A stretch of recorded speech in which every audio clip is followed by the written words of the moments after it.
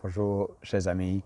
Nous sommes aujourd'hui dans 1 Chronique, chapitre 21. Et au lieu de faire une méditation sur tout le chapitre, j'aimerais qu'on arrête plus ou moins rien que sur un seul verset, le verset 1.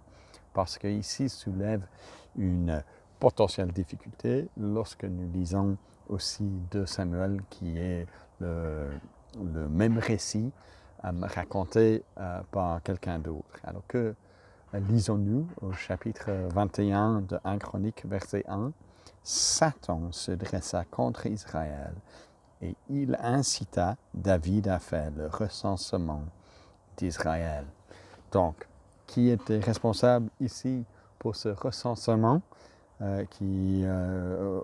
auquel Joab s'est opposé? Et pour finir, David arrive à dire et à confesser plus tard que cela a été un péché. Verset 8, David dit à Dieu, j'ai commis une grave faute. Donc c'est Satan qui est derrière ça, n'est-ce pas? Mais ensuite, on va vers 2 Samuel, chapitre 24, verset 1. Et que lisons-nous dans 2 Samuel 24, verset 1? L'Éternel se mit de nouveau en colère contre les Israélites et il incita David à agir contre leurs intérêts en lui suggérant l'idée de faire le recensement d'Israël et de Juda. Alors d'un côté, vous voyez, c'est c'est Satan qui est derrière, ou l'adversaire, on pourrait le traduire ici. Est-ce vraiment le Satan ultimement, comme on le connaît aujourd'hui, le diable, ou est-ce que c'est un adversaire? Ça, c'est un peu débattu entre les spécialistes. Mais quoi qu'il en soit, l'adversaire, c'est celui qui œuvre pour que David fasse cet inventaire, ce recensement. Mais, chapitre 24 du 2 Samuel, c'est qui? C'est Dieu, c'est l'Éternel. Et on s'est dit, ici, est-ce que c'est juste un choix binaire? Quelqu'un s'est trompé, que ce soit l'auteur de 2 Samuel, que ce soit l'auteur de 1 Chronique. Et nous voulons faire attention, bien entendu, d'avoir le réflexe qui dit qu'il doit y avoir une erreur ici. Pourquoi? Parce que les Écritures dans leur ensemble, en fait, présentent souvent ceci comme étant les deux choses sont vraies en même temps. Comment est-ce possible que les deux choses sont vraies? Mais Dieu, dans sa souveraineté, il est capable d'être derrière, ultimement, dans sa souveraineté, une action, tout en tenant responsable la personne qui a acté sa volonté souveraine.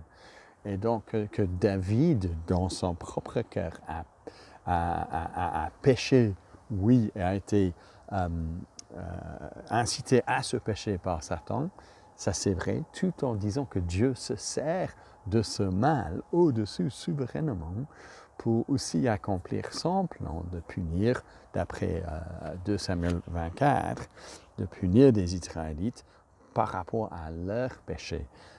Et donc, nous découvrons ici, et nous l'observons un peu en passant, n'est-ce pas, que Dieu est tellement grand, tellement souverain, que même le mal qui se fait, dont ils sont tenus toujours responsables, les hommes, c'est pour ça que David doit confesser son péché ici plus tard, même cela n'échappe pas à la souveraineté de Dieu. Dieu se sert du mal pour accomplir ses propres projets. Dieu n'est pas responsable donc, du mal ultimement, mais Dieu se sert du mal de manière souveraine. Et si vous dites, mais comment est-ce qu'il fait ça? Comment est-ce qu'il peut être derrière, au-dessus du mal, tout en ne pas étant responsable pour le mal?